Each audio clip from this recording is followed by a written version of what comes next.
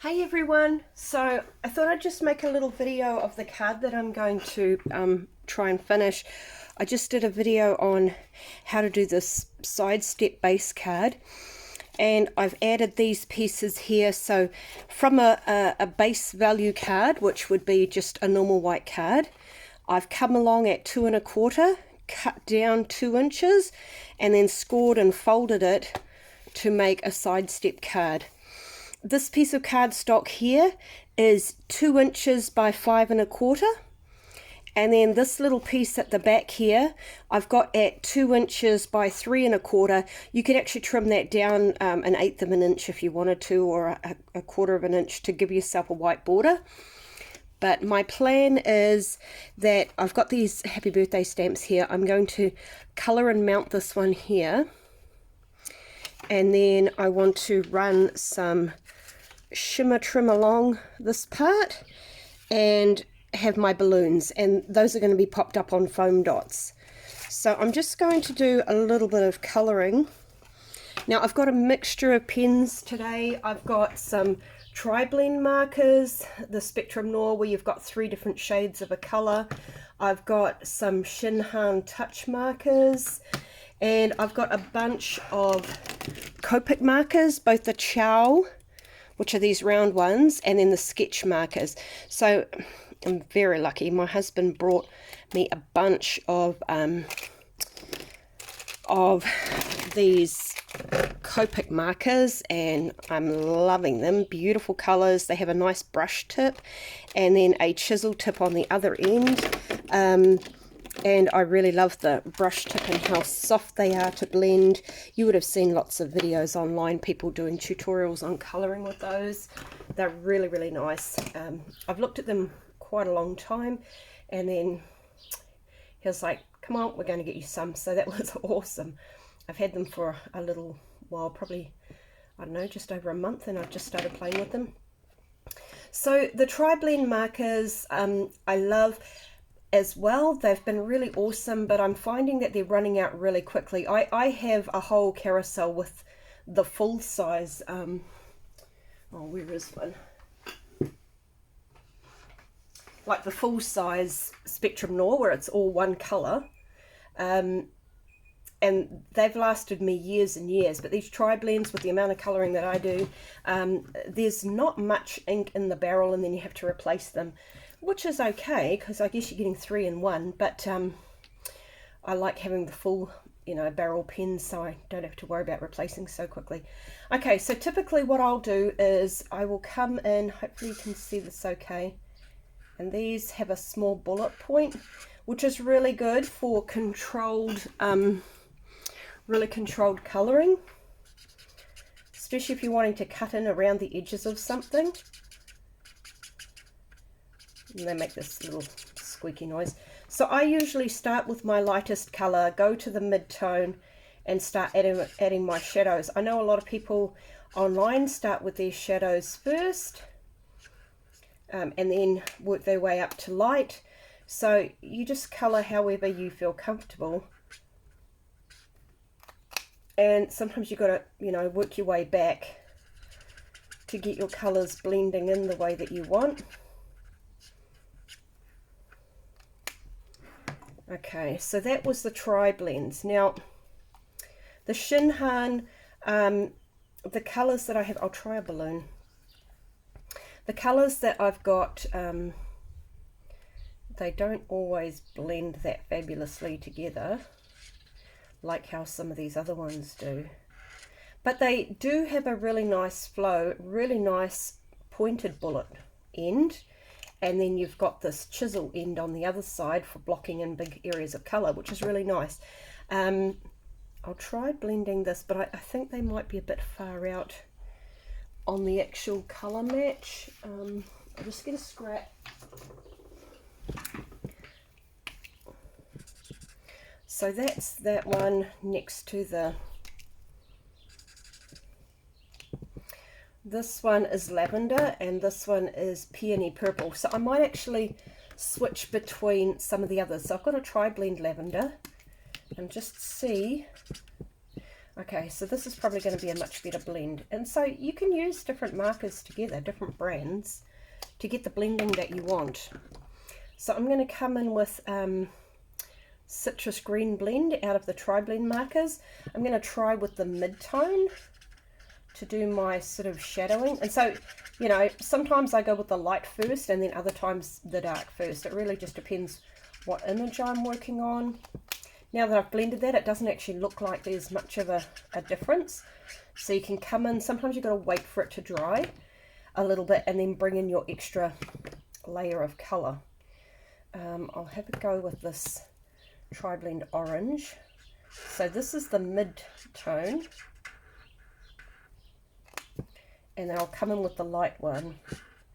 And there's not a lot of difference in these two either. They're quite heavy saturation. So you can come back and make that a little bit darker. Okay, I'm going to come in with a couple of the Copics just to show the difference. So this one is Y15, cadmium yellow. And you can see it's got a longer brush tip, it's much softer, nice and easy to colour in with. And then I'll come in with Y35 Maze, it's called,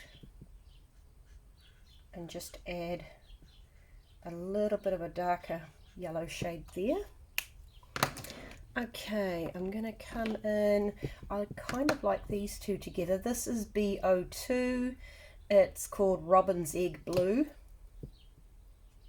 which would be my lighter out of the two for this particular combination. So I'm just going to fill that in, and then I'll come in with BO5, which is Process Blue, and just add a little bit of shadow there. And I'll come back in with this one just to soften the mix between the two of them. Okay, I've got some other Copas. So those were the chows. These are the sketch markers. So I've got Yellow Green 25 and Geo7 Nile Green. And the other one is Celadon Green, I think, this lighter one. So I'll bring this over here because it is a little bit more of a fresh green compared to the citrus green that I've used further up there. So I'm adding a little bit of shadow and then come back in here just to soften that out. I love the vibrancy of those colours. Okay, now I've got here the sketch marker. I've got R22 and R27. This is cadmium red, and this one is called light prawn, and I use these together quite a lot. I've done a lot of my Christmas gnomes in this combination. So I put the light colour down, and then I just, excuse me, come back in around the edge, nice and light. And quite often, if I'm doing gnomes and such, I'll actually come in with my dark red Tri-Blend marker and add heavier shadows for that red. Okay, I might just try these ones, BV13 and B66. And just do those down the bottom here. So this is my lighter shade. This one's slightly darker, so I can add a little bit of shadowing there. Don't really want to go over too much, so that's quite good. What colour do I want for the last one? Actually, I might just, where's my grey? I might leave that balloon white and just put a little bit of soft grey to make it like it's a white balloon. Alright, so if I bring my card in, yeah, I quite like that because that's going to stick with foam dots. So I'm going to bring in my, actually I might put it higher rather than lower. and I can hear my family in the background making moves. And I'm just going to trim this off to the edge of the card. Trim it up nice and tidy, and that can go in the bin. And where's my foam dots? Just bring in some foam dots here and mount my balloons. I love the shadows and dimension that it gives by popping things up on your foam dots. And I'll put that there. Now one of these, it's getting quite thin down there, so I'm going to just trim off a thin little piece for the tails of the balloons so they've got some support, and I can use that there. You can add more foam if you want, but I think this might be enough just to hold it. Sorry, I've got short nails. It takes a little while to grab these things. Okay, so just going to pop that there, and I'll just have a look. You can see that it's popped up a little bit, gives us some nice dimension. Okay, so then we just have to finish our birthday greeting, which is going to be mounted on the back there. So I'm going to try and keep with some of those colours that I've already used. I want it nice and cheery, so I think I'm going to come back with the yellow and do this little part in the background here. I'm going to carry it through the back as if those ribbons are kind of looped and you can see through them. Carry on the gift there. So just going to add a bit of shadow of where it would be, you know, this gift is tucked behind the other ones. What other colours did I like? I think I'm going to go with my reds for this main happy birthday gift. Look at that flow, I love it, how they just fill in so nice and quickly and soft. And I probably don't even need to fill in all of that because I'm going to come back with my red. I'll just put a tiny bit in the corner there. So I find with these red brush tips, if I'm trying to cut in around something, just softly go in so that the tip is sort of not too squashed down.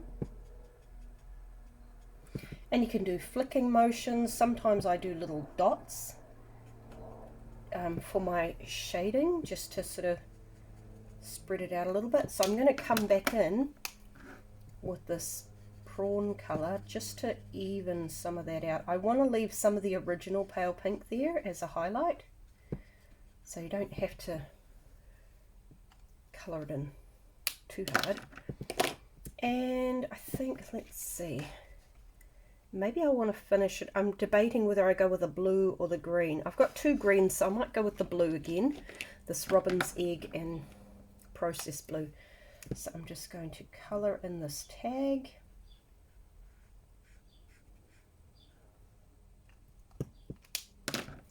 And then I've got pretty much all my shadows running to the bottom, so I'll carry on with that. And I'll just do a few little dotted bits to break up that colour. Come back in with the lighter blue, blend that in. I think that's probably enough. Okay, so because I want my card to be able to sort of lay flat, it's going to fit in an envelope if I keep this ribbon below that top line there. So I think to finish it, I'm just going to put a little bit of my Tombow Multi just along the bottom of the gifts, and then pop that there. I'll just double check. Okay, maybe that's a little bit lower than I should have put it. And that's the good thing with this liquid glue. I've got a minute to scoot it up a little bit. And then, yeah, that's good. I like that. I'll just put the lid on. So you can see that when it's closed, you can see them popping up. And then when you would open it and stand it, you'd be able to see those gifts a little bit more. And you've got space here to write, you know, put your little stamp on it that it's handmade by you, or write a message to the recipient. And this will fit in a regular envelope that would come with this size. If you wanted to, you could put heart or some other little gifts or other things, or even the name of the person. Okay, so that's just a really basic but cheerful and bright birthday card.